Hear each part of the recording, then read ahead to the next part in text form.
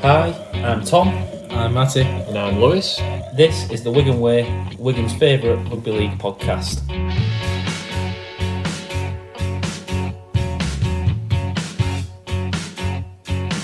He'll put you in his trap, 'cause he's a union man. He's got it all figured out. He won't care what you think, 'cause he's a northern man. He's allowed to speak his mind.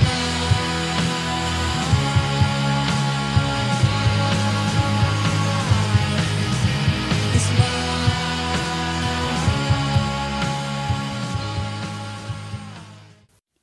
The Wigan Way podcast is brought to you by Cherry and White Pins, a local Wigan Warriors themed pin badge company with a variety of Wigan ranges.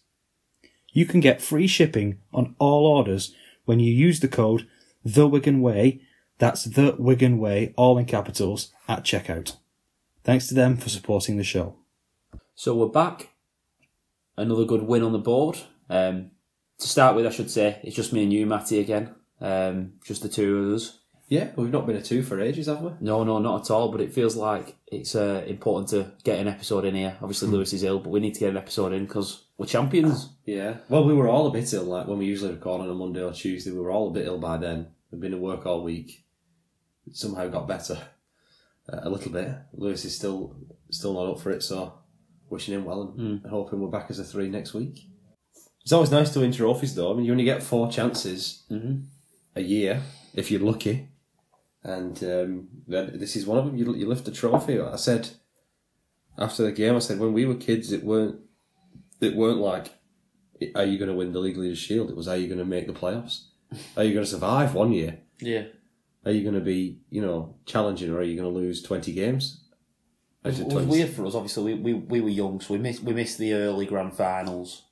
Obviously, we were 2-3. Well, I went to one of them. I went to 2003. You're not pretending you remember that, though. I remember the fireworks.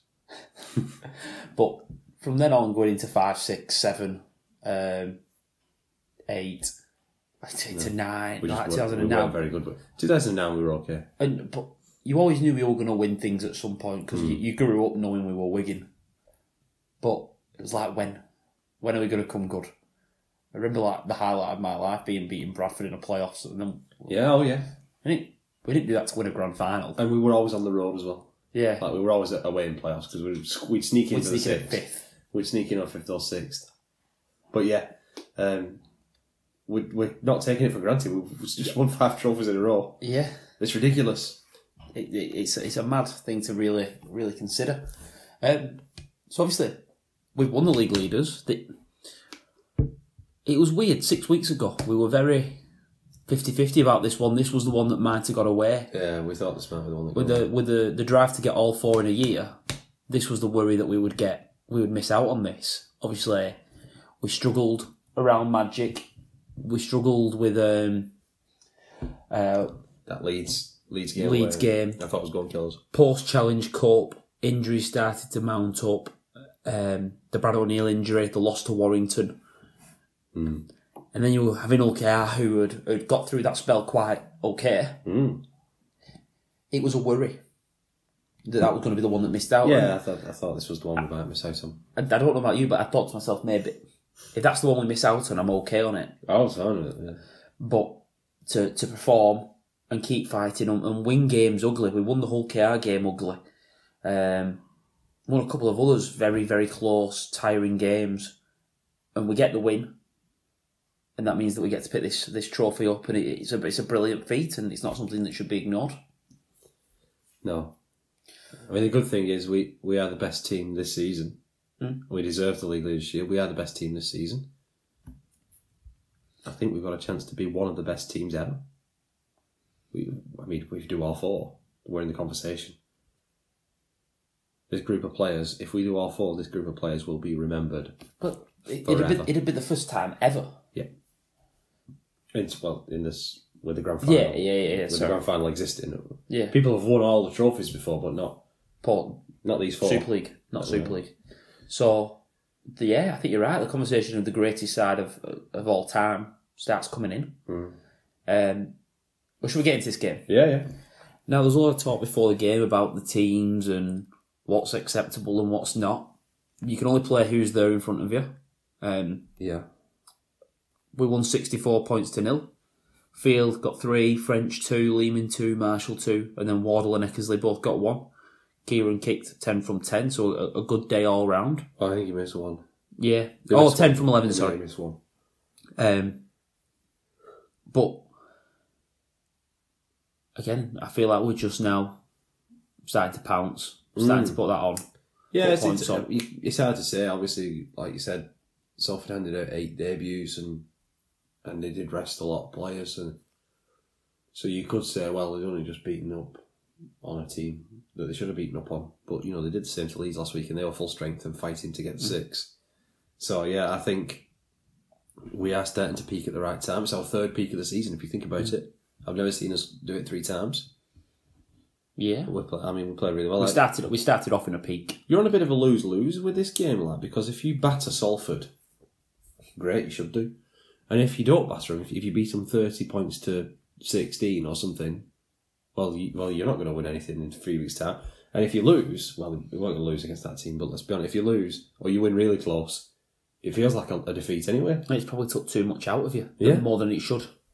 So the best example for this was there was a guy a few rows behind me. I don't normally sit near, and he forced me to bite my own fist because Jay Field scored a try. I think it was his 3rd, and he said, "Well, it's all well and good doing it against this team, but Jay Field needs to turn up week in, week out." And I thought to myself, that is such a crazy statement. Don't bite. One of our better players. One of the better players in the division. And it's all well and good, he scores hat-trick against. But then again, he doubled his try tally. Yeah, it is fair to comment on his tries, that he did double his try scoring tally, but I know, Matty, you keep an eye on the stats every week. He's try assists. The try assists, yeah, I think he hasn't won this game. He's had 19. So he's still putting them on if he's not scoring them. Yeah, that's a phenomenal record. And again, played a lot of the start of the season with a little bit of an injury, a little bit of a knock. He's got through that. He looks fitter again to me. Again, I was looking at the stats. He ran for 210 metres or something ridiculous like that, which is another good sign, in my opinion, for Jay. I want to talk about starting off this game. We get a couple of tries early on. Our right-hand side, Eckersley, Field and French, I think, all scored one on the right-hand side, were the young winger for Salford. I can't remember what his name was. They had a couple of young They had a couple of young wingers. They had a lot of young lads. But the one that was lining up against Eckersley, how difficult must that be? You're playing your first, second, third, maybe 3rd game in Super League, and you've got to read it. You've got to read who's going to be the threat, really. Yeah. You've got Bevan French with the ball, and for the first try of Fields, the winger shoots up and Field reads it, just steps on the inside and scores, beat you for pace. Second time, he bites in and French plays a pass around him out to Eckersley. And 3rd time, French goes himself and gets through. It's a nightmare to start in, and it's a nightmare position to be in. It's not where I want to play my first Super League game, really. This was a mad start to this game where I was looking at a bit of a pattern. Me, mathematician, I'm always looking for patterns. And Field assisted the first try and scored the second. Yeah. French assisted the second try and scored the third. Eckersley assisted the third and scored the fourth. And I was thinking, if this goes on all night, this will be worth talking about to people who are sad like me and love maths and patterns and stuff. But then Smith didn't score next. So it ruined it. Disappointing. Yeah. Disappointing. Actually, the next crisis was Cade Cust. Who we've got to talk about. Yeah. Cade Cust. Whose contribution to this game was giving 3 tries to Wigan and then give Bevan French a cuddle while he was still playing. It's a weird one, this. It must be so hard to play against. First of all, it must be so hard to play against your mates. Mates that you've won things with. And then to play when you're one of the only senior players in the side and you've not played much this year. It must be. And you know you're leaving. And you know you're leaving. And you're basically trying to fight to get a spot in the playoffs. As in, personally, he's trying to get a spot in that team. I think he overplayed. Yeah. I don't think he was the Cade Cust that Wigan saw. No. That was direct and Even did Salford the basics well. this season. For me, Cade plays best when he's doing the basics Mm. and he's direct and he runs well. But it must be a difficult situation to be in. So, this game was phenomenal. Mm. Perfect game that Wigan wanted, I think. Saw a couple of plays. Saw a couple of people really put the foot down, like Jake Wardle a couple of times, Liam Marshall got into open space. Yeah. I don't think I could be happier going into these playoffs, really. I don't know about you, but it seems the perfect setup, really. Yeah. I think so. I think it's just how I'd want to enter the playoffs. With the week off, confidence will be high. You've beaten 2 teams, you've lifted a trophy. Yeah, brilliant. Really brilliant. So, I'm going to ask you a question, Matty. Sorry for putting you on the spot here. Last 10 weeks, maybe just a bit less, last 8 maybe, we've seen a change in Wigan's usual setup. Liam Farrell has always been the left-sided second rower. Oh, as long as I can remember. From probably when Ryan Hoffman moved on. He's had that left spot. We're talking 12, 13 years. And Faz has moved to the right-hand side. Willie Ice has been on the right-hand side for a long period of time. Then when people have come in for his injuries, like Kai Pierce-Paul, now in December, they've played on the right-hand side. Yeah. But I want to say about 8 weeks ago, we saw a change. Farrell went over to the right-hand side, and December went to the left-hand side. I can't remember why. Now, at the immediate because time, Farrell was rested. Well, the immediate time, my thought was that it was to help defensively. We had Farrowman on the right-hand side with French's injury. Kieran then played in the half, so we had Eckersley and Miskey. Farrell, and obviously December's a very young player as well, that maybe Farrell was moved to the right-hand side to help defensively. Yeah. An experienced head, help organise, help protect Farrowman, help protect Eckersley and Miskey. Yeah. But now we're back at full strength. That switch hasn't gone back, and December stayed on the left-hand side. And I want to ask why. And I think I've got the reason for it, but I want to see your opinion on it. December on the right-hand side, next to Bevan French. Yeah. We know what Bevan's brilliant at. He's the best player in Super League. He's creative. He can pull things out of nothing. Having December outside of him, I think, creates more space for Bevan, who doesn't really need any more space creating for him. He can do that himself. Moving and Bevan's unpredictability might be more difficult to use with December's strengths of running over people. Yeah. Harry Smith on the left-hand side is more your organising half. Liam Farrell's done it for years, running them perfect lines, going through gaps. Now with Junior on the left-hand side, I think that brings the best out of him. Smith able to pick the short pass to December, field out the back. Can he cut out and hit Wardle? It's just another threat, and I think it brings the best out in Junior and December. Liam Farrell, good player on either side, is Liam Farrell. He's Mr. Consistent. But I think potentially this move of December to the left-hand side has seen him just lift his game to another level. I like it for a different reason. I like it because we've seen players pigeonholed on one side or the other in the past, and it is a big difference. We spoke about it. I can't remember who it was with regard to a few weeks ago. We spoke about it not being only being able to play on one side.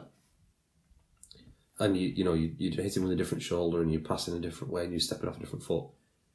You're going, and now you think you need to be able to go both ways to be a good player, and I like it for that reason as well. I think Junior now gets some experience on both sides. He can now come in wherever you play him, wherever. If he needs to play for England on the left, he can play on the left, for example. Well, yeah, I've not even thought of that. It takes the worry about December having to play on the left-hand side.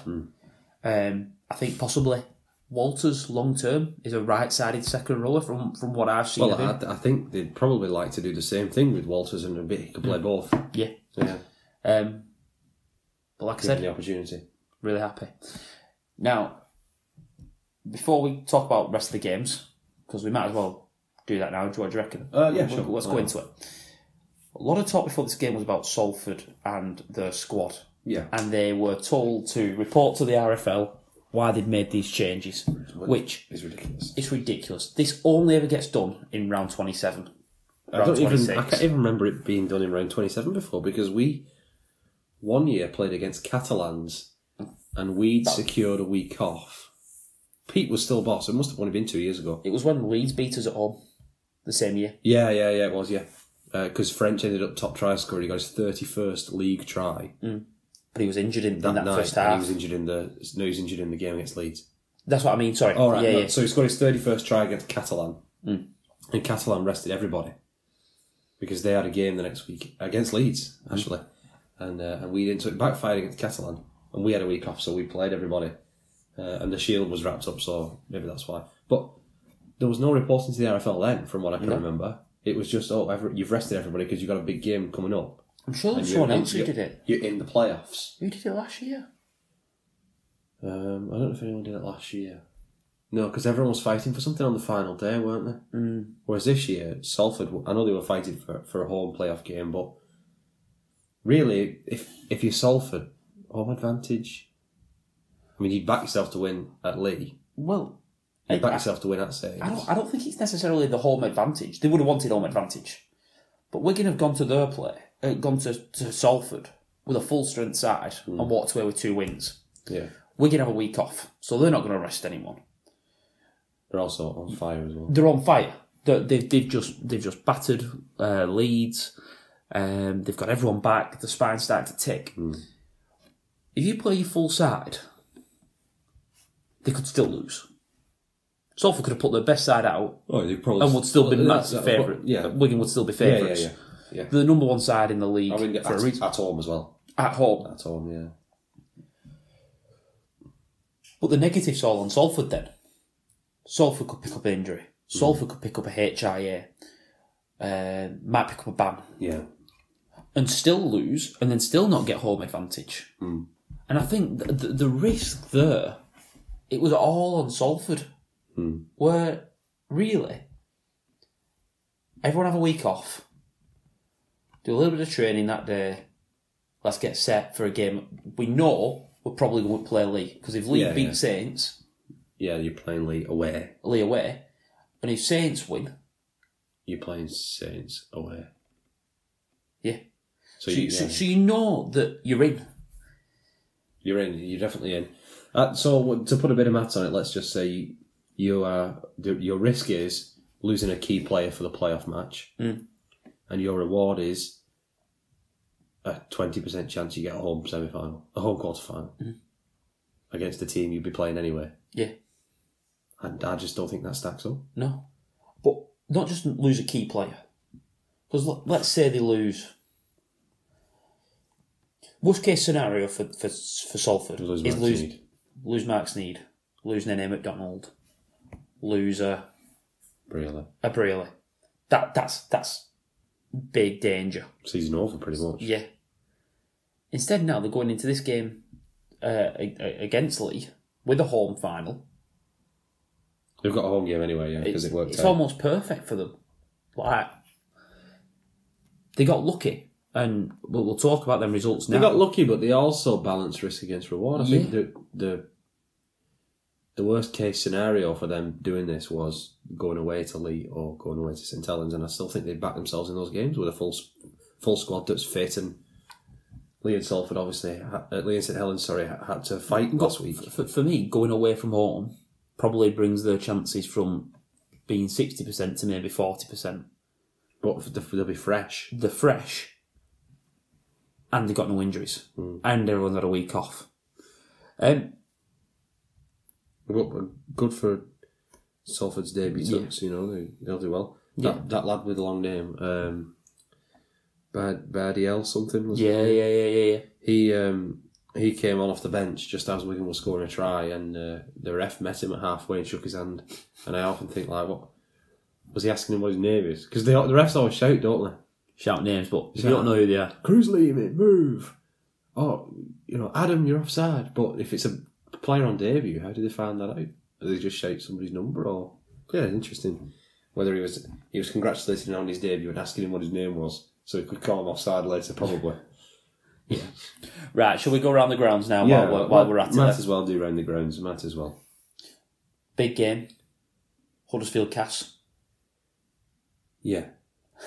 Huddersfield won. Let's leave it at that. Won, yeah. Let's leave it at that. I was surprised with that. I really couldn't care. Sounds awful, but season's done. Wire beat London. Now this was important. These were all on at the same time, if I remember right, weren't they? Which ones? Wire and London, Lee and Saints, and Hull KR and Leeds. Yeah, they were all. I was watching. Hull KR here. Hull KR still could have potentially gone third. Well, they made a bad start, didn't they? They made an awful start. Wire did the job at London, 54 points to 0. Yeah. But Hull KR are playing, knowing that Warrington are probably going to win, and maybe that pressure just set in early with Martin opening the scoring. I've seen a player not celebrating a try against his old side, not celebrating one against the side you're signing for. It's weird that. Well, it would never happen in football because there's a transfer window. Such a weird feeling, that, isn't it? Wasn't there a Warriors player who scored against his future club and just did a massive celebration? I hope so. I think it was. I hope so. One of the New Zealand lads just wanted to give it a big celebration. Yeah. Hull KR got back into it, leading 6 points to 4. Alfie Edgall got the try for Leeds. But then Peter Hiku scored with 3 minutes left before half time and just took it to 10-10. Mm-hmm. Big try, that. Big try just before half time. He gets tries at good moments, doesn't he? Hiku. I thought that. He scored tries at important points. No, it's weird because at this point, Leeds don't know whether they have a chance of making the playoffs or not, because they could have won. And potentially Saints beat Lee and Lee miss out. Could they have gone past Lee? Yeah, because Lee would have been on 29. Yeah. They would have gone on 28. And if they'd won, the points difference would have been better than Catalan. But Catalan's might have tried to put more points on against Hull FC. So there's a lot going on there.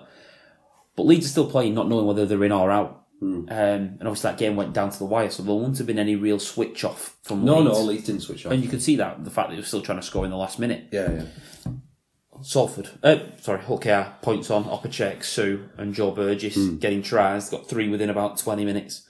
Killed the game. Just killed the game, 26 points to 16. I think Hull KR are going to be grateful for this week off. Respectable job winning those 2 games, because they had 2 tricky games after they lost to us, Lee and Leeds, and they did a good job to win those to get the week off. Yeah. Now, worth mentioning, obviously, Minchella was banned for this. Yeah, he was, yeah. For what he did on Matt Moylan. They've had a second appeal overturned, so he will miss the semi-final. Just appeal it again. But I just find it really interesting that you can just keep appealing. At what point you say enough's enough? Because this is now a week after. They've played a game since then. Yeah, so he's already served 1. I think they were saying they were challenging the grade. Yeah. Right, moving on. Next big game, Lee St Helens. It's a good game, this. Yeah. Lee 12-0 up at half time. Yellow card Latelli. for Latelli. Probably a yellow. I don't know. In this, yeah, it probably is. Yeah. I don't. But I'm going to say it this. looked like a first shot, didn't it, on first view? I think the way that the game is, The it's way yellow. we've seen it all for year. that, yeah, all year. Well, they scored 2 tries, didn't they, when he was off? Saints did. I know. We talk about Wigan being a good side when we're down to 12. When we're playing against 12 and our points record. Yeah. I think Saints are probably up there as well. I know, but this was the only time they scored in the match. That's what I mean. They only got 12 points all game. I just think with Saints' pack, you can get drawn in, and then they can beat you on the edges. Yeah, maybe. You can't 13v13. I'm not worried about their attack. I'm not worried about it 13 on 13. No, it's just a case of you scored all your tries, all your points even, in 3-minute window while Latelli was off. And as soon as he came back on, you just got clamped down again immediately and didn't score again. That's got to be a worry. Real worry. Considering that it's not like they've been free scoring up until this week and they've just had one bad day. Because there was a few players there who had poor games, especially good players like Matoti had an awful game. I thought he's a good player. So yeah, I thought it'd be interesting to see what Saints can manage this week, because it was pretty ugly in attack when they were against 13 players. And Warrington have got Vaughan back. It's a big back for them. Charlie scores, makes it 16, and then Moylan kicks it. Charlie never not scores like he's I know. a machine, isn't he? He just consistently gets 20 tries a season. I know. I think he's underrated because everyone talks about Hall so much. He'll beat Hall. Yeah. If he stays for another 2 years, he'll beat Hall. Yeah. He's so good. 18-12, that secured Lee a trip to Salford. Yeah, got him in the playoffs, yeah, they were in. Rather than potentially missing the playoffs. Catalan beat Hull FC on the Sunday, already knowing they couldn't get into the playoffs. Yeah, what do you think about that? Do you think they would have had a bigger score if they were trying to fight to get in? Yeah, I do, yeah. Because they still would have just had to win. It would have been... Points difference was irrelevant, wasn't it?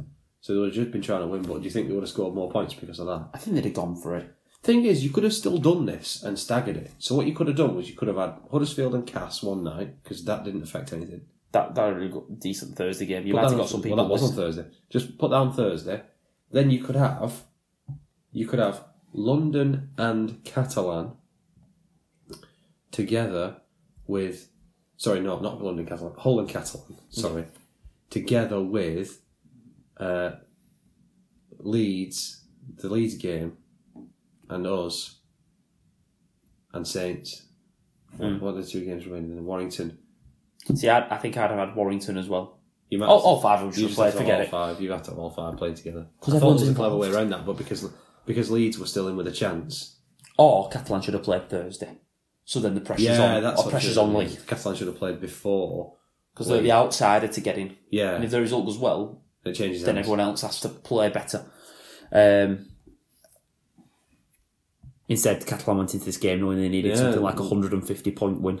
Yeah, and Hull FC had to lose by less than 60 or something to not go bottom. Yeah. To the bottom. Right. That wraps it up, Matt. We'll take a quick break. We'll come back. We've got some news and then we'll sign off. Yes. We'll see you in a bit.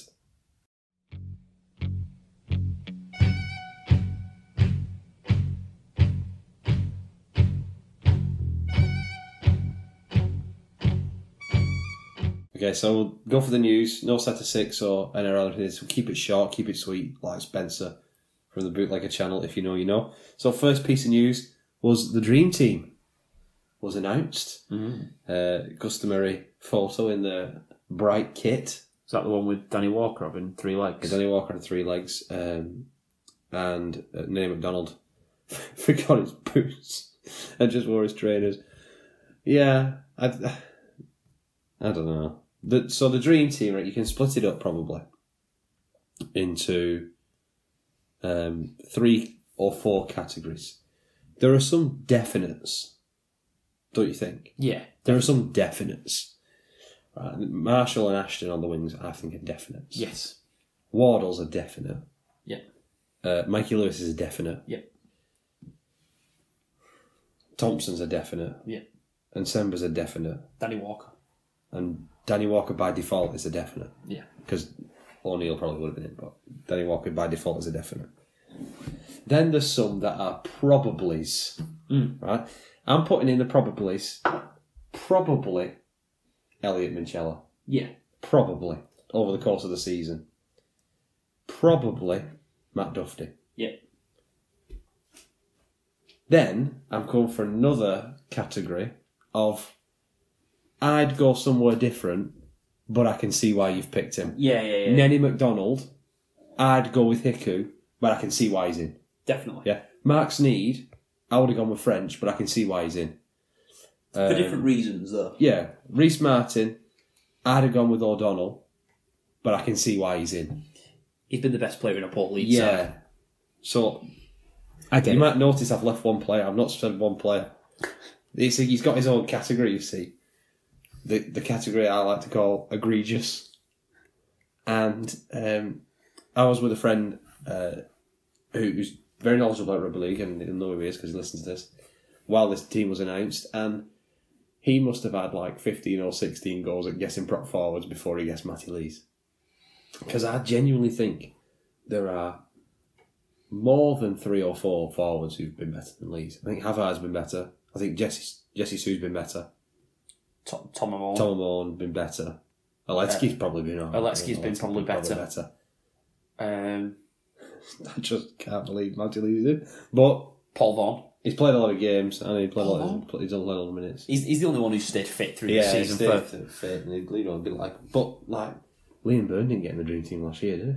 And he did that. And Wigan have won something off the Wigan back of Liam Byrne. Off the back of Liam Byrne, yeah. 2 things, but one by the time that came around, you know, league leaders by that time. But yeah, I don't get it, but he's in, so that's it. Credit to him. The dream team. What do you think about it? I just don't get the process of picking it. What's the requirements? I like it, but I just go, what are the requirements?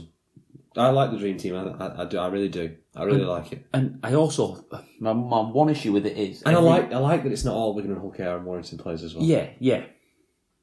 I always sit there and I go, there's no way you're going, who's going to get in? This year was quite interesting because you were talking about Sneed or French. Yeah. For different reasons. If French had stayed fully fit, he probably gets in. Yeah, but Sneed's been the best player in a Salford side that are doing well. Oh, there should be more debates like that. I'm not having there's one clear fullback who should get in because it was Dufty. 2 clear wingers in Ashton and Marshall. Guaranteed 1 centre. There's no debate behind it. If everyone picked the team, then you're probably going... So you're saying there's too many definites and too many probablys? Yeah. Like, how many people could you argue should have been in? The props instead of Matty Lees is one I'd issue. argue Hickey, I'd argue O'Donnell, I'd argue French. Yeah. 3. And even then I'd back down on French. And I could back down happily because of his injury. Yeah. Which caused him to... Was it 9 games he missed? Yeah, something like that. I like the dream team. I think it should be built up more. I think they have it in America, don't they, for other sports. You could have like a second team. They have dream team, right? It's not called the dream team. They have first team, all pro, second team, all pro, third team, all pro, all rookie team. So that's all new first year play or players who've not played 30 games. I just thought then, What? we're always looking for someone for England to play. England can't play against But the England dream can't. team. I was just trying to think of something then as a way of, could you get all these 13 in? Yeah, you have to pick a bench. But I think you could do a first team all Super League, second team. You probably wouldn't do a third team, but No, just do best 2 teams. top 2 teams. I think it'd be good. Get more recognition. Yeah. Yeah. So the second piece of news, big news, Wigan Warriors news, and the delay of the podcast meant we could talk about this. Yeah. Zach Eckersley signed a new deal. 4 years. Yeah. Very excited about that. Zach Eckersley deserves it. Plays 15, 16 games this year. And never let anyone down. No, seems like an absolute no-brainer. I think Miski will be looking over his shoulder. I think Kieran will be as well. Kieran, but his play's improved significantly over the past few months, I think, Kieran. But if Kieran is off back home at the end of next year when his contract expires, I'd be very happy with Eckersley taking over his spot. I also think he'll play 15 games next year if he's back up full-back centre and winger. He's got to play 15 or 16 at least next year. And then maybe get a starting role. So I'm really pleased with... Small steps. Yeah. Small steps. Oh, yeah. Not everyone can do what this next player we're going to talk about did. No. Where he's come in and made it his own. Yeah. Most players do come in, they play 5. Backs do. Not wingers, like, but, you know... But even with wingers, they have a season where they play 4 or 5. Then your centre wingers, they come in and they basically play that backup role in 3 or 4 positions. Unless you have a breakout season or do something phenomenal. Yeah, or you call Sam Tompkins. Yeah. But the next man you talk about there is actually a 7-year contract extension for Junior and Semba. So Junior will be contracted to Wigan Warriors through the 2030 season. He's now our longest contracted player. Wardle's 2029. So he's 1 year on from Wardle. The coaching staff are 2030 as well. To put that into perspective, will he be 27 when his contract expires? 26. 26 will he be? I mean, that's just ridiculous. Let me just check that. Wow. I mean, if he goes through that long and then leaves, he'll be a club legend because he'll have done 8 years or 7 years, whatever it is. In 2030, he'll turn 26 in June. He's already one of the best second rowers in the league. Well, did you listen by any chance to 100% Footy over there? No. Gus was talking about the young lad junior in December at Wigan. Oh, yeah. Well, Gus would love him because he's a stronger in second row, and Gus just loves those. But I was just like, there's not many at 19 that I think would actually go over there and would play now. And I think he would play now. Mm. Yeah. You know, like Pierce Paul when he was first coming in, you go, it'll be a good one, but he needs a bit of time.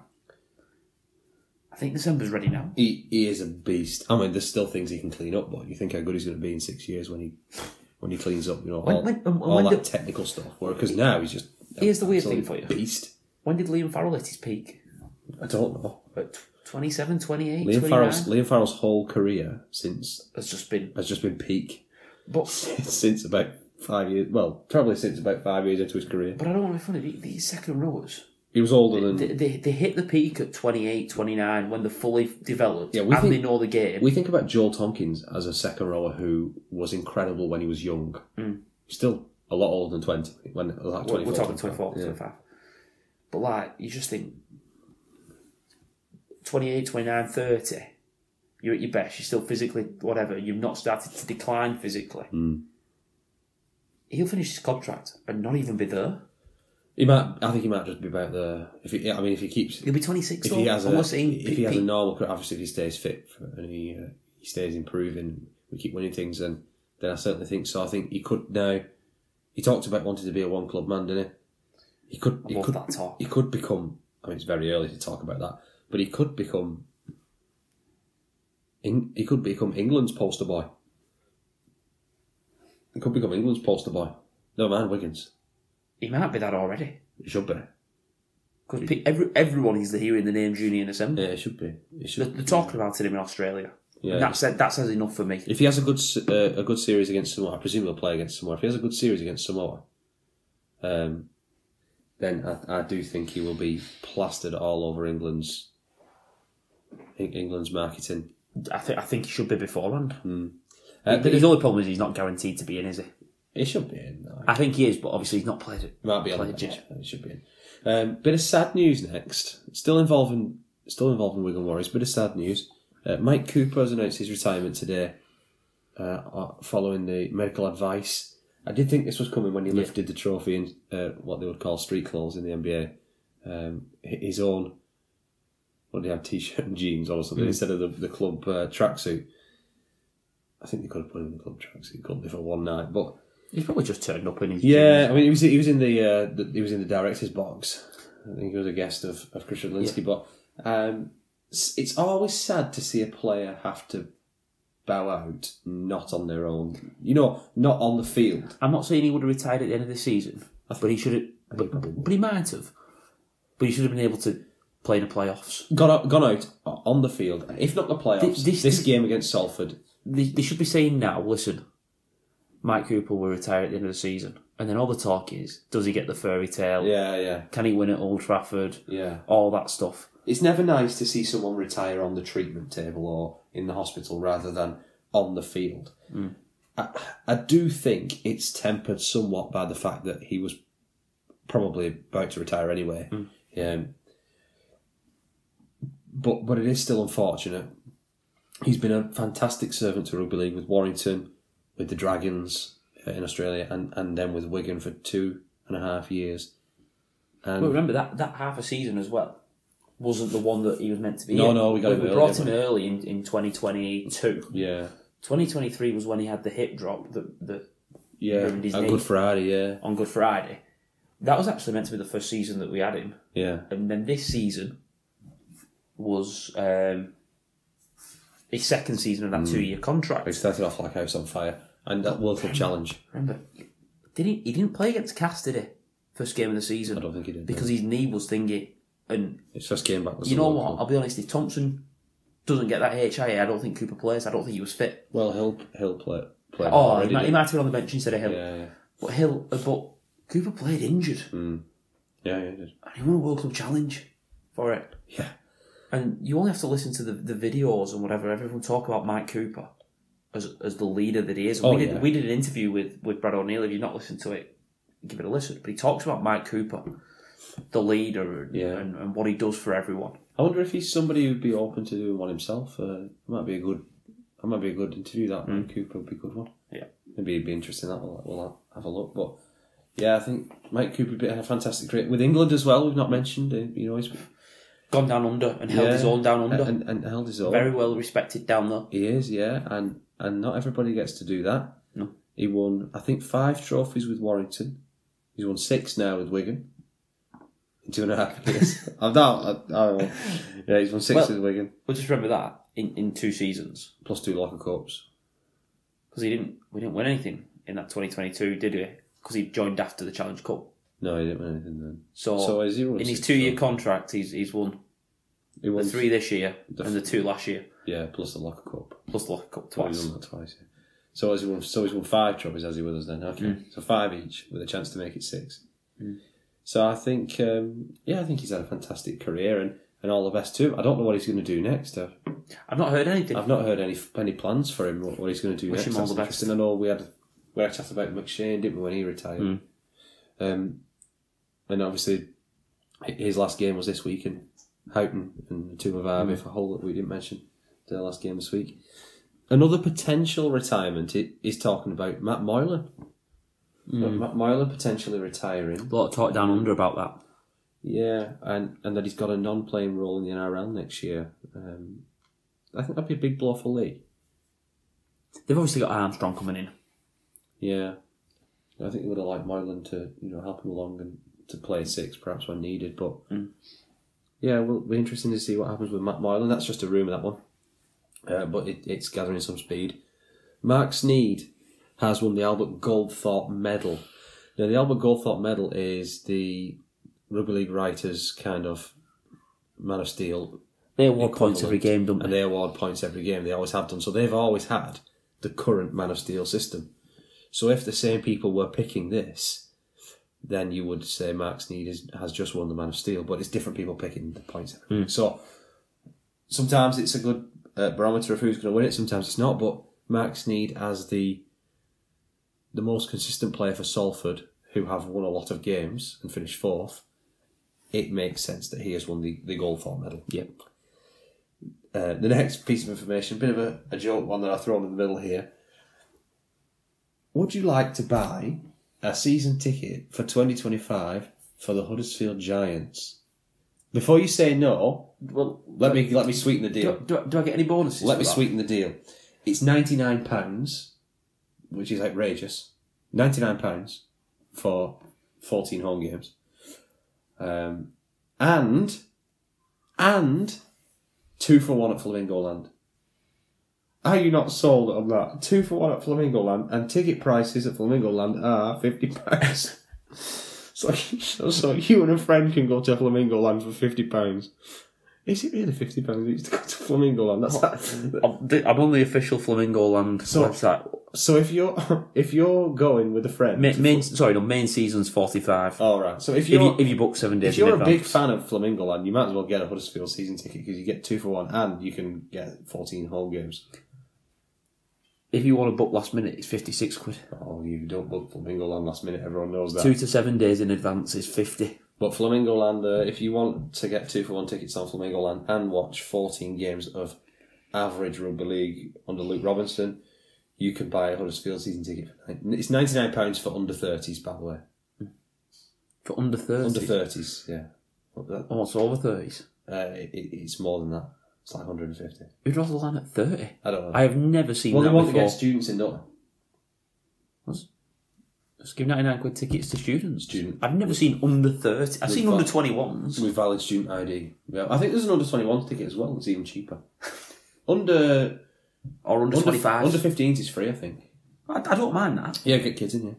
Not enough about Huddersfield, sorry, because they've announced that Liam Finn is going to be their assistant coach next season. He's going to assist, Luke Robinson.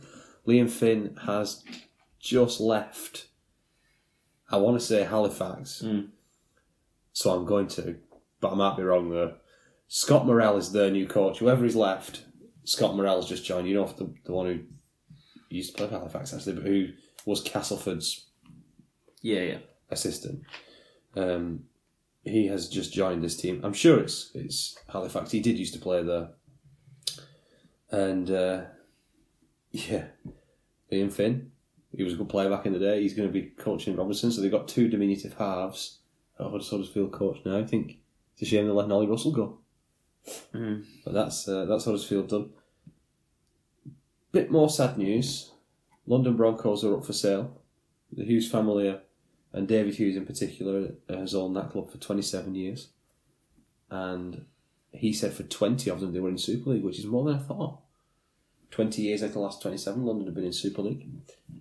I'd have guessed around 15, I think, if you'd have asked me. Yeah, I probably would have guessed about that. Half to 2/3 maybe. Up, down. But that suggests he stayed up quite a bit. Yeah. There was a lot of that was licensing, of course. But, he's put the club up for sale. I think he'd hinted a few weeks ago that he wouldn't be able to, or he wouldn't be willing to carry on the investment should they fall into the Championship, which is looking, well... It's pretty much guaranteed. It's nailed on, isn't it? But there's still whispers that it could change. But yeah, it's a shame for London. It's a shame for him because it's obviously ended with him finishing bottom. But he'll have some good memories, and I remember him celebrating that win last year.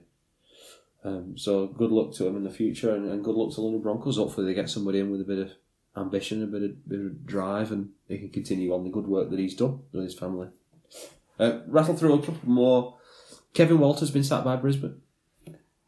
Frankie Libri is regretting going to St Helens. He could have been the head man at I don't think they would have pulled the trigger on Breers being the head man at Brisbane. I don't think they would. Have you seen who's heavily linked? Maguire. Brad Arthur. Oh, Maguire. Brad Arthur's linked to every job ever. Maguire. That'd be a bad sign for Leeds. What would? If Arthur got it? If Arthur went 2025 and they just lumped all their eggs in him doing it for a year. No, I don't think Arthur will leave. Maguire's an interesting show. Would he give up coaching the Blues? No. Who've just won Origin? He's only just started doing that. And he only did a year with New Zealand. What about Trent Barrett? He needs to go. He's not had any chances. No, jeez. I don't know who great player, not a great coach. I don't know who it'll be. But I'm interested to see who it'll be because there's some talent in that squad. And two signings. Liam Sutcliffe has signed for Huddersfield. That's what we were done with him, man. That's been rumoured for years. And Josh Rourke has signed for Wakefield. Good signing. Wakefield made some good signings. Really good signings from Wakefield. This Josh Rourke one might be the best. Might be the best. Long term wise, might be the best. I don't know where he'll play. Presumably full back or centre back. I think he'll be centre me. Thornley's left on it. So that's the news all wrapped up with. A bit of a shorter episode, but I still enjoyed it. And we'll see you next week for a preview. Eliminators recap preview. Semi-final preview. We'll do a debrief about the teams that have missed the playoffs at some point. Yeah. Or should we do all 12? I don't know. We'll figure it out and we'll see you some point through the next week. Yeah. But I'm going to enjoy some rugby that has zero jeopardy for us. Yeah, it's nice, isn't it? Yes, absolutely. We'll see you next week.